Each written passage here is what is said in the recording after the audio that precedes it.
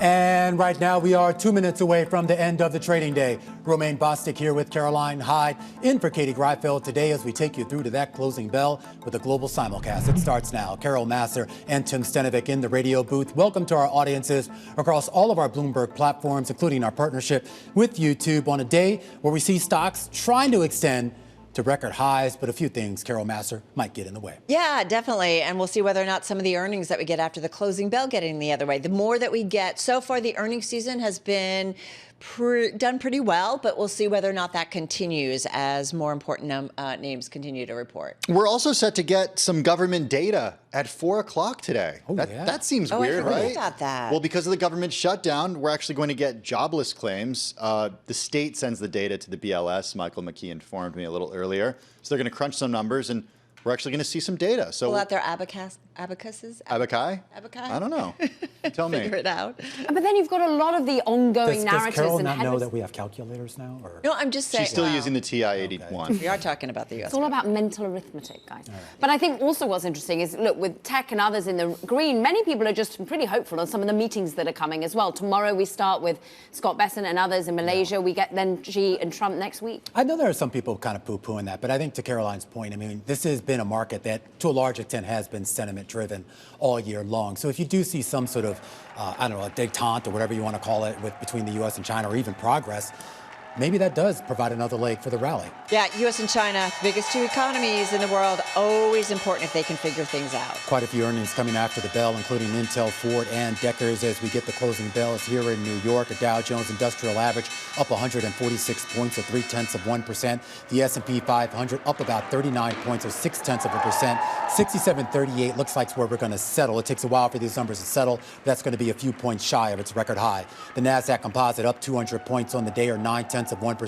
The Russell 2000 having a phenomenal day as well, up 31 points, or 1.3%. But just real quickly, Carol, I do want to point out Dow Transports, the big laggard on the day, down about 2%. And part of that is on some concerning reports that we got out of Ryder, the big trucking company. Yeah, really important, right, in terms of things moving around the economy or not. So always important to watch. Hey, having said that, S&P 500, keeping a watch on that. In Caroline, we had 284 names gaining ground on this Thursday, 217 to the downside, 2 unchanged. And let's have a look at, on a sector-by-sector basis, who's been on the winners and who's been on the losers. It is a sea of red, even though as we managed to push on over higher, maybe we rely on just a few single names. But I think the one that we're digging into here is that the S&P that I'm looking at? Because currently in the S&P I'm seeing up 0.6%, and energy really your outperformer. Industrials, IT as well. So just consumer staples are on the red. This is the wrong chart, I think. Intel actually crossing the wire right now. So let's just jump right to that. The company for the most recent quarter, the third quarter, says adjusted EPS came in at 23 cents a share. Now, the street was looking for 1.2 cents, so that does look like a beat. Revenue was up about 3% year over year here. Also looks like it coming in slightly above what the street was looking for at $13.65 billion. But here's your forecast. The company says that for the fourth quarter, revenue will be in a range of $12.8 to $13.8 billion. The company also saying that it continues to see some marginal improvement here on the build-out of that data center and AI revenue business, which came in at $4.12 billion in the most recent quarter. And I think notably, our Ed Ludlow has been speaking with the CFO of the company and really talking about how the market turned out to be stronger than they originally anticipated coming into the quarter. They're particularly thinking that areas like server build-out was better. They saw a lot of money initially, as they say, going to GPUs for AI servers, but there is a significant amount of workload that can be handled by their own CPUs. So I think there is an area of growth. And they were saying, look, we're cautious about tariffs, we're cautious about noise, but on the data center side, bit of a surprise when it comes into how much stronger it was in terms of demand. I'm also looking for any commentary about the U.S. government investment in Intel. And certainly we did hear from the company on that in the press release. Quote, "We took meaningful steps this quarter to strengthen our balance sheet, including accelerated funding from the U.S. government and investments by NVIDIA and SoftBank Group to increase our operational flexibility and demonstrate the critical role we play in the ecosystem." This according to Intel's CFO, David Zizner. Yeah, and then addressing AI, right? So important. AI is accelerating demand for compute and creating attractive opportunities across our portfolio. And they talk about including in their core x86 platforms. They say new efforts in other, metrics, but again, addressing some of those issues. And again, we're watching Intel in the aftermarket. I'm looking at that trade, up about 3.7%. Up about 3.7%. And it gets to this idea here that what is sort of the future? We talk about a new CEO, we talk about new investments, but it's still the same old problems. And I am curious. I mean, I look at these comments, Caroline, coming out of your co-host, Ed Ludlow here. And again, I mean, how do you articulate to investors what the long-term story is? Yeah, about the foundry business. Who are going to be the ultimate demand base for the chips that they might or might not manufacture over in Ohio? They've got to stay committed to that particular build out. And of course, that is why the US government had been such a signal that they are going to ensure that people come to them for their chip manufacturing. That's why we do wonder about where AMD goes for its next chips to be made, where NVIDIA eventually does, and why it's such an important and strategic investment coming from them. We're actually seeing shares rise now in the after hours, up even more than they were earlier, just minutes ago. Of course, the call has not happened yet, but investors making their way through the press release, the commentary from Ed's interview with the CFO. Intel shares up 6% in the after hours. Ian King out with a right through and saying, of course, okay, here, Intel giving an upbeat revenue forecast after PC demand grew, boosting optimism about a comeback attempt by the company. Company's fourth quarter sales will be $12.8 billion to $13.8, with the midpoint of that range being $13.3, just below Wall Street's estimate of $13.4 billion. And that the CFO, Dave Zinsner, saying current demand is outpacing supply, a trend we expect will persist into 2026. And the company's third quarter results exceeded its projections based on the underlying strength of our core markets. That sounds pretty upbeat. And, investors' expectations, Romaine, are high. This stock is up 90%.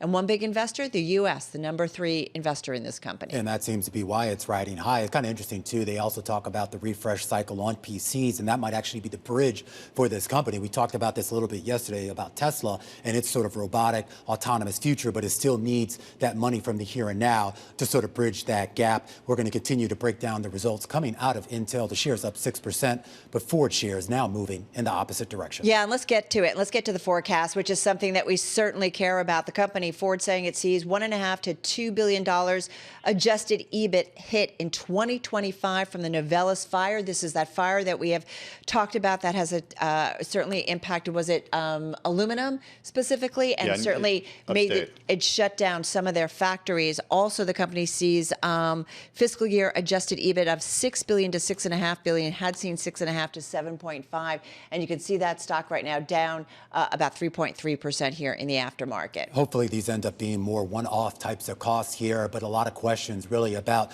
the longer-term strategy, particularly with some of the peel back in that EV build-out and the refocus in on some of those ICE vehicles. We should point out the company also coming out with the statement right now about some new models, starting new model production here on that Ford F-150, a conversation in just a few minutes' time that we're going to have with the CEO, Jim Farley. And I think that it's notable, he's speaking once again directly to the administration here, that Michigan-based company is going to be creating jobs, 1,000 of them, at factories in Michigan and Kentucky. They're talking about helping boost truck production to 50,000 units next year more broadly. Yes, they've been implicated by this fire, but they're really trying to remain committed to the fact that their plant is aiming to build 45,000 additional trucks, with the remaining 5,000 to be produced at the Kentucky truck plant. So really trying to find that recovery story here out of Ford. Ford shares down 4% in the after hours. Again, we're going to hear from Jim Farley, the CEO of the company, 4:20 Wall Street time, sitting down with Romaine and Matt Miller. The company did cut its adjusted EBIT guidance for the full year. The guidance did miss the average analyst estimates. Shares still down just about 3.6%. Yeah, the automaker also saying planning to boost that F-150 and Super Duty truck production. We know trucks have been so important to Ford to boost the F-Series production volume by 50,000 plus in 2026, citing customer demand, recover losses from that fire. But again, a lot of questions will come on that fire. We assume one-time theme, but the longer it has had an impact, certainly the impact will carry over a little bit longer as well. I just want to get to some other earnings real quickly, and we'll get back to Intel and Ford. Decker is the maker of Uggs and Hoka shoes, out with their results in line for the fiscal second quarter on a net sales basis, $1.43 billion.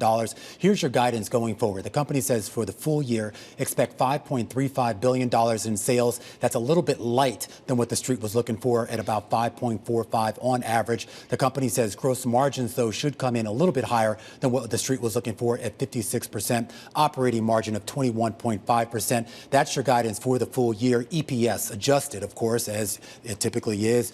$6.30 to $6.39, the low end of that range, right around what the street was looking for here, though you see the shares pulling back about 3%. Meanwhile, we can look at one particular company that's spiking on the back of its numbers. Payments company, Western Union. We're seeing revenue $1.03 billion. That's just slightly ahead of expectations, but the adjusted earnings per share, they're looking strong, 47 cents. The estimate was for 43 cents, and they still see their full-year operating margin of 18 to 20 cents. We're seeing jump about, 4.4%, as there seems to be that resilience coming from this payment company amid some of the competition coming to the market. All right, you got payments. I got gold with Newmont Corporation shares bouncing between gains and losses in the after hours. The company out with numbers reporting adjusted earnings per share for the third quarter that beat the average analyst estimate. Adjusted earnings per share came in above estimates at $1.71. Sales of $5.52 billion that beat estimates of $5.29 billion. Shares up in the after hours just about half a percentage point. All right, just quick check again on Intel, up about 5.6% in the aftermarket following earnings, and Ford down about 1.5%. Of course, the Ford CEO, Jim Farley, coming your way in just a moment on Bloomberg platforms, Bloomberg TV and radio.